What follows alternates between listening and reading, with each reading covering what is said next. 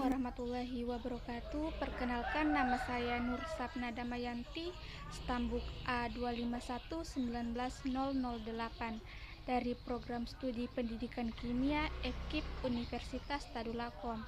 Di video ini saya akan menjelaskan sedikit materi yang berkaitan tentang lemak atas dasar pemenuhan tugas biokimia saya yang diberikan oleh Bapak dosen Dr. Jamaluddin Sakung, SPD MKes. Baiklah, selanjutnya saya akan menjelaskan materi yang pertama, yaitu pengertian lemak.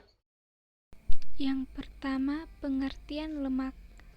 Lemak adalah senyawa kimia yang tidak larut dalam air yang disusun oleh unsur karbon, hidrogen, dan oksigen.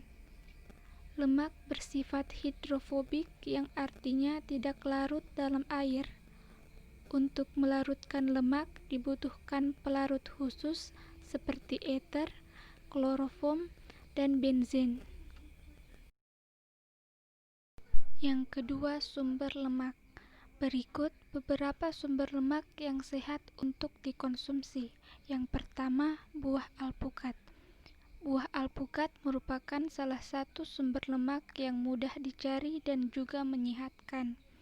Asam lemak utama dalam buah alpukat adalah lemak tak jenuh tunggal yang disebut asam oleat, jenis lemak yang juga terkandung dalam minyak zaitun. Kadar lemak dalam buah alpukat menyumbang porsi 77% dari total kalorinya. Namun, walau tinggi lemak, individu yang mengonsumsi alpukat cenderung tak gemuk dan memiliki lemak perut yang lebih sedikit. Yang kedua, ikan. Beberapa ikan digolongkan sebagai ikan berlemak karena tinggi dengan asam lemak omega 3 yang baik untuk jantung. Berbagai penelitian telah menemukan orang yang mengonsumsi ikan cenderung lebih sehat. Risiko penyakit seperti penyakit jantung, demensia, dan depresi juga cenderung lebih rendah dialami. Yang ketiga, minyak zaitun ekstra virgin. Sumber lemak yang identik dengan lemak sehat adalah minyak zaitun ekstra virgin. Minyak dengan popularitas untuk kesehatan ini juga mengandung vitamin E, vitamin K, hingga molekul antioksidan. Minyak zaitun ekstra virgin juga melindungi jantung dengan cara lain seperti mengendalikan tekanan darah dan mengontrol penanda kolesterol. Yang keempat, keju. Asam lemak dalam keju telah dikaitkan dengan berbagai manfaat, seperti menurunkan resiko diabetes tipe 2. Keju juga menjadi sumber yang baik untuk kalsium, vitamin B12, fosfor, selenium, dan protein. Yang kelima, biji chia. Biji chia biasanya tak dikenal sebagai makanan sumber lemak. Namun, biji-bijian sehat ini mengantongi kadar lemak yang cukup tinggi, yakni sekitar 9 gram dalam setiap 28 gram biji chia. Kalori terbesar dari konsumsi biji chia pun ternyata disumbang oleh lemaknya, bukan karbohidrat. Yang keenam, telur. Banyak orang yang menghindari kuning telur karena kandungan kolesterolnya. Namun, berbagai studi terbaru menemukan bahwa mayoritas tubuh orang tak terlalu terpengaruh oleh kandungan kolesterol tersebut. Malahan, telur yang dimakan utuh memberikan kita beragam nutrisi, mulai dari lemak sehat, protein, vitamin, mineral, hingga antioksidan. Yang ketiga adalah gangguan jika kita kelebihan lemak. Segala sesuatu yang berlebihan itu tidak baik. Begitupun dengan konsumsi makanan dengan lemak yang berlebih. Lemak yang menumpuk dalam tubuh justru dapat meningkatkan berbagai permasalahan pada kesehatan. Yang pertama itu obesitas. Semua lemak yang masuk ke dalam tubuh bisa dibagi menjadi lemak jenuh dan tak jenuh. Namun, tubuh kita tidak akan mampu mengolahnya bila kedua jenis lemak itu masuk ke dalam tubuh secara berlebihan.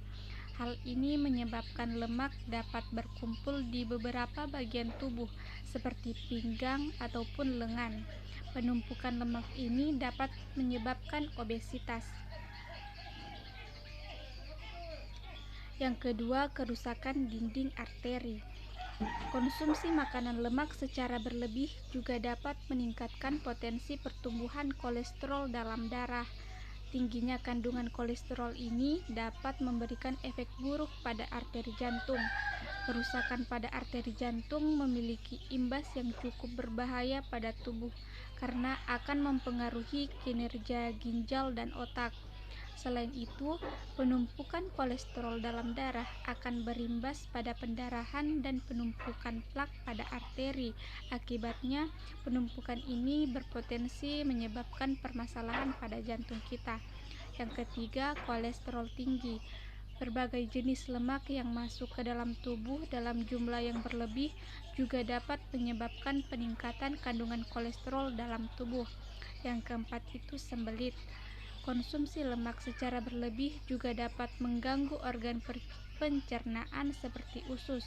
Lemak membutuhkan waktu yang lebih lama untuk dikonsumsi sehingga organ lambung tidak pernah kosong dan menyebabkan kinerja lambung semakin berat.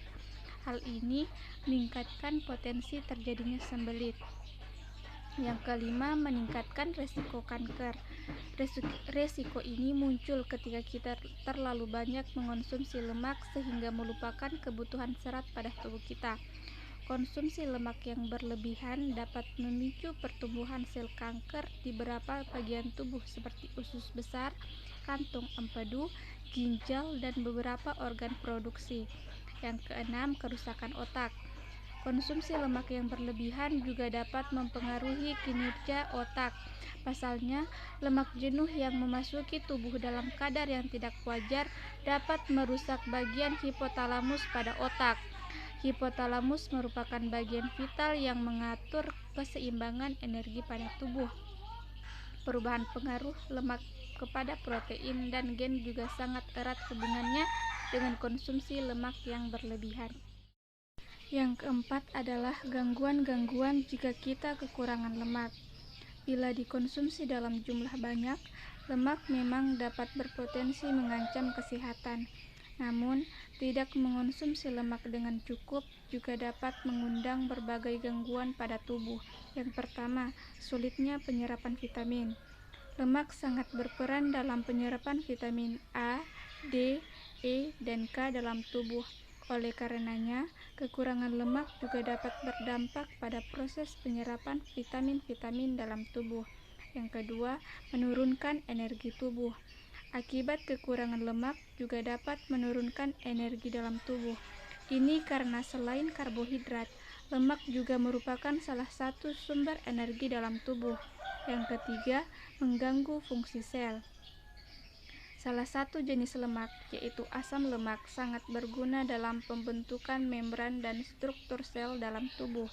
Tak hanya itu, lemak juga berguna untuk kelangsungan fungsi sel dalam tubuh. Oleh karenanya, konsumsi lemak yang tidak cukup dapat mengganggu fungsi sel. Yang keempat, melemahkan sel imun. Akibat kekurangan lemak, kita dapat sering mengalami infeksi penyembuhan luka yang lambat. Selain itu, asupan lemak dapat mengganggu sistem saraf dan penglihatan. Yang kelima, resiko penyakit jantung. Meskipun lemak selalu dituding sebagai penyebab dari penyakit jantung, uniknya, salah satu akibat kekurangan lemak adalah meningkatkan resiko terkena penyakit jantung koroner. Oleh karenanya, penting untuk mengonsumsi lemak dalam porsi yang secukupnya. Yang keenam, meningkatkan resiko demensia. Demensia adalah penyakit yang mengakibatkan penurunan daya ingat dan cara berpikir. Selain penyakit jantung, akibat kekurangan lemak lainnya adalah kenaikan dalam resiko mengalami sindrom metabolisme dan meningkatnya peluang menderita demensia. Yang ketujuh, meningkatkan resiko depresi. Apabila tubuh kekurangan lemak, kadar hormon serotonin akan berkurang. Ini membuat kita akan lebih mudah depresi dan mengalami gangguan kesehatan mental lainnya. Sekian video dari dari saya. Semoga bermanfaat.